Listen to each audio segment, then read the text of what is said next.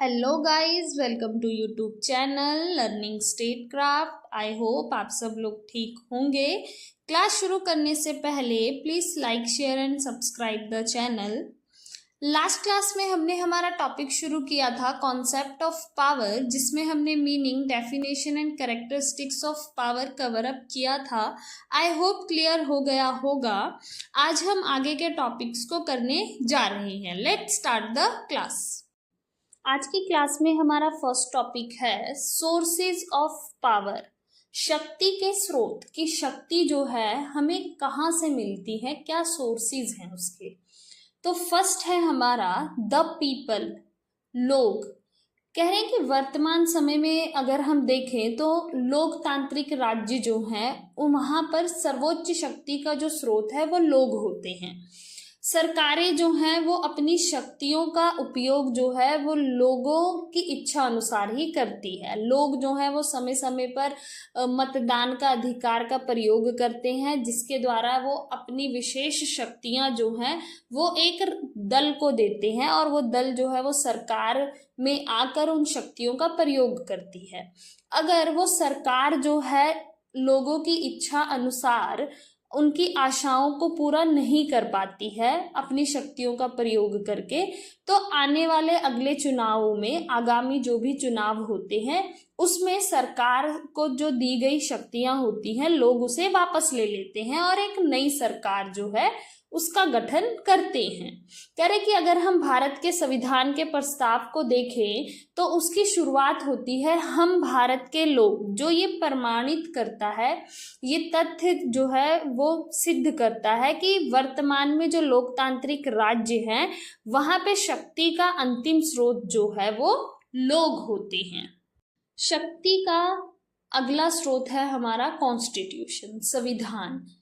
ऐसा माना जाता है कि जो संविधान होता है वो एक देश का सर्वोच्च कानून होता है, जिसके द्वारा ये निर्धारित होता है कि सरकार का ढांचा कैसा होगा, सरकार के विभिन्न अंग कैसे होंगे, उनके बीच में शक्तियों का बंटवारा कैसा होगा, सरकार और लोगों के बीच के संबंध कैसे होंगे, सरकार और सरकारी अधिकारियों की क्या शक्तियां होंगी, लोगों के पास क्या अधिकार होंगे। ये सभी चीजें जो हैं वो संविधान द्वारा प्राप्त होती हैं।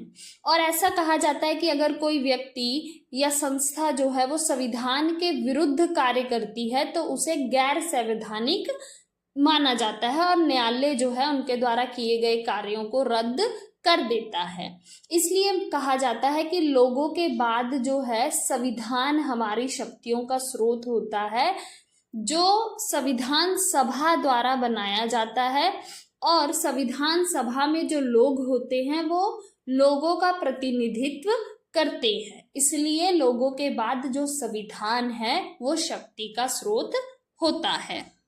पावर का नेक्स्ट सोर्स है हमारा पार्लियामेंट्री लॉज। यहाँ पे कह रहे संसदीय कानून। कह रहे वर्तमान लोकतांत्रिक राज्यों में जो कानून निर्माण का कार्य है वो संसद द्वारा और विधान मंडलों द्वारा किया जाता है, और संसद और विधान मंडल को ये शक्तियां जो है वो संविधान प्रदान करता है।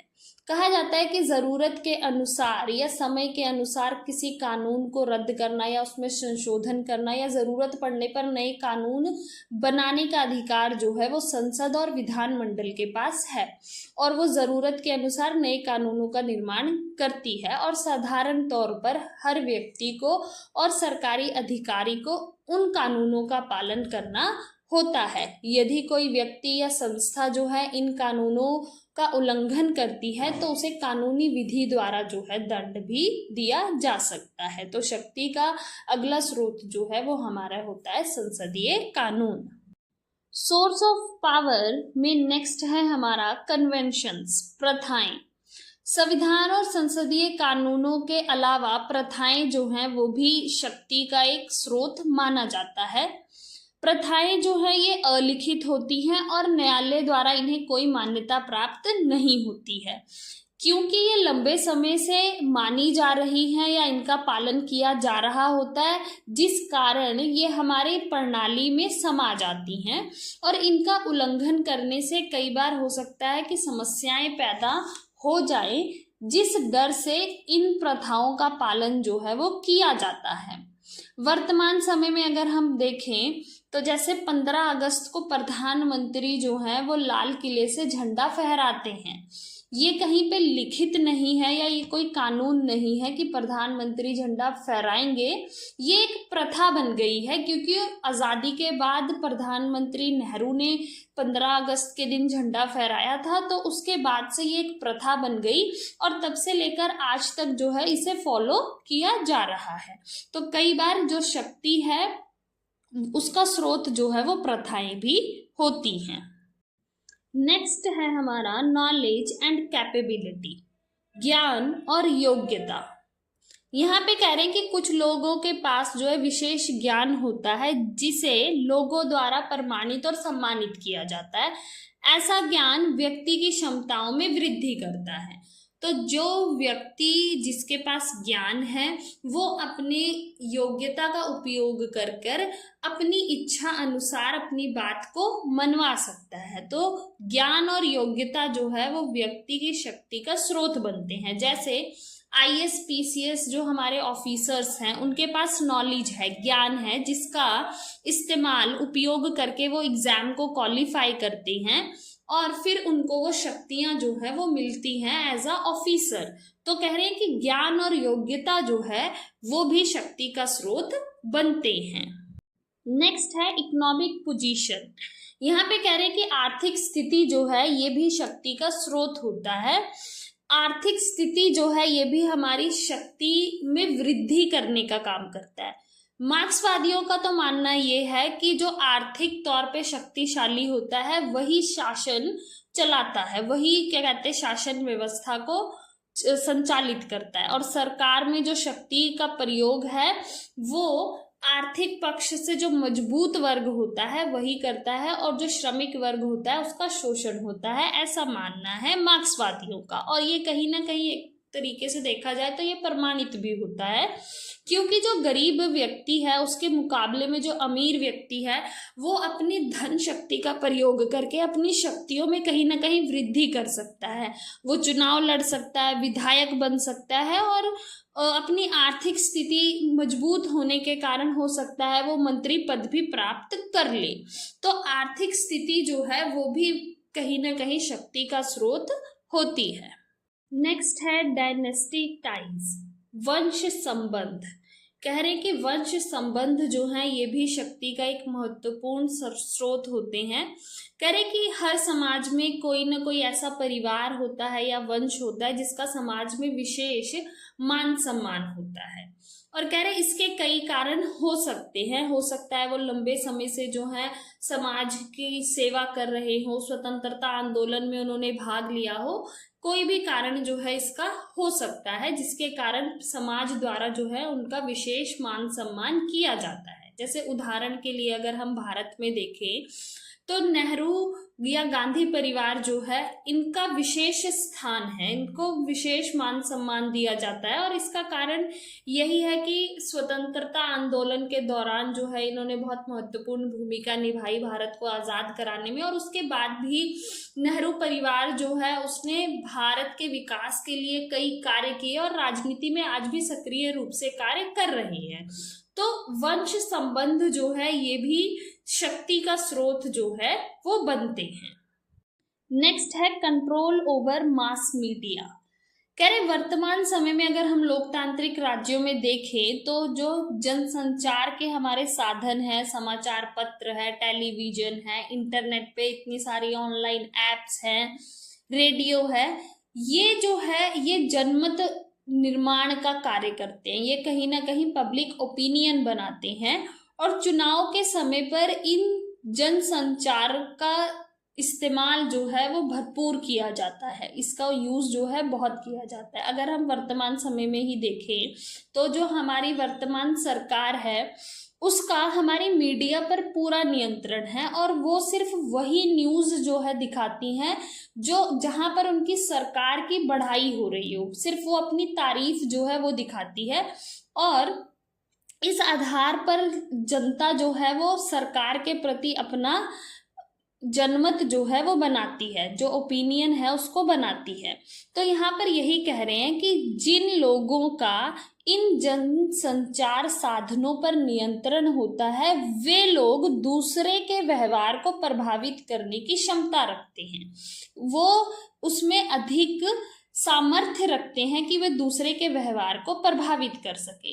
तो इसलिए जो हमारे जनसंचार के साधन पर जिनका नियंत्रण होता है वे कहीं ना कहीं अधिक शक्तिशाली होते हैं। इसलिए जो हमारे जनसंचार के साधन हैं वो भी शक्ति का स्रोत बनते हैं। नेक्स्ट है स्किल। कह रहे कार्य कुशलता जो है वो भी शक्ति का स्रोत होती है। जैसे देखने में आता है कि मान लो एक पद है, एक पोजीशन है जिस पर दो व्यक्ति हैं।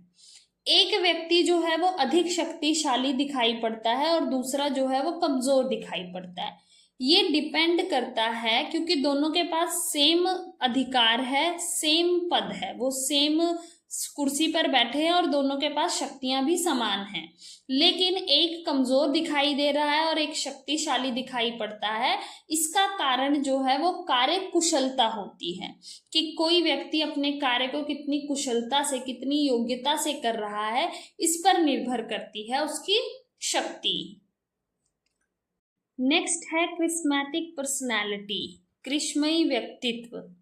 कृष्णमयी व्यक्तित्व जो है इसे भी शक्ति का स्रोत माना जाता है। कहा जाता है एक व्यक्ति की जो बुद्धि है, चतुराई है, समय पर ठीक निर्णय लेने की जो योग्यता है उसके व्यक्तित्व को उभारती है और अन्य लोग जो हैं उसके इस व्यक्तित्व के प्रति आकर्षित होते हैं।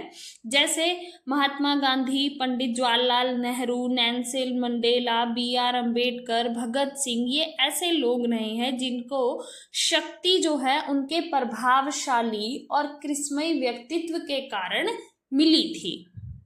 नेक्स्ट है सोशल स्टेटस, सामाजिक स्तर। कह रहे लोकतांत्रिक देश में अगर हम देखें तो यहाँ पर व्यक्तियों को समानता का अधिकार प्राप्त है। किसी के भी साथ जाति, धर्म, रंग, नस्ल, वंश आदि के आधार पर भेदभाव की मनाही है, लेकिन इसके बावजूद समाज में कुछ ऐसे व्यक्ति या परिवार जो है उनका विशेष स्थान होता है। फिर उसका कारण जो है चाहे उनकी आर्थिक स्थिति हो या समाज में उनके द्वारा किए गई सामाजिक सेवा हो, जिसके कारण उन्हें समाज में एक विशेष स्तर जो है वो प्राप्त होता है और वो अपनी इस स्थिति के कारण लोगों के व्यवहार को प्रभावित कर पाते हैं। तो जो हमारा सोशल स्टेटस होता है वो भी कहीं ना कहीं शक्ति का स्रोत जो है वो बनता है। नेक्स्ट है ऑर्गेनाइजेशन, संगठन। कह रहे हैं कि शक्ति का स्रोत जो है वो संगठन भी होता है। कह रहे पुरानी कहावत है, संगठन में शक्ति है, यूनियन इज स्ट्रेंथ। यहाँ पे कह रहे हैं कि कहीं ना कहीं ये देखने को मिलता है कि जो असंगठित व्यक्ति होते हैं उनके मुकाबले में जो संगठित व्यक्ति होते हैं उनके पास अधिक शक्ति होती है। वो जो संगठित व्यक्ति होते हैं वो कहीं ना कहीं सरकार को मनमानी करने से रोक पाते हैं और अपनी इच्छा अनुसार जो है वो कार्य करवा पाते हैं, क्योंकि संगठित लोग ही जो है वो सरकार पर दबाव डालते हैं और नीतियों में परिवर्तन करवा पाते हैं। इसलिए जो संगठन है वो भी शक्ति का स्रोत होता है, क्योंकि संगठित होकर ही व्यक्ति जो है वो सरकार पर दबाव डाल पाते हैं और अपनी इच्छा मनवा पाते हैं। नेक्स्ट टॉपिक है हमारा मेथड ऑफ यूजिंग पावर, शक्ति प्रयोग की विधियां, कि हम शक्ति का प्रयोग जो है वो किस तरीके से करते हैं। पहला है हमारा मैनिपुलेशन, होशियारी। कह रहे कि कई बार हम अपनी होशियारी और चालाकी से जो है दूसरों से अपनी इच्छा जो है वो मनवाने में सफल हो पाते हैं। उनसे हम अपने जो उद्देश्य होते हैं उनको बिना बताए, अपने उद्देश्यों से अवगत करवाए बिना जो है हम उनके व्यवहार को प्रभावित करके उनसे अपनी इच्छा जो है वो मनवा लेते हैं। कह रहे इसमें हम गहरी कूटनीति का जो है प्रयोग करते हैं और अपनी इच्छा को मनवा लेते हैं। नेक्स्ट है डोमिनेंस, प्रभुत्ता।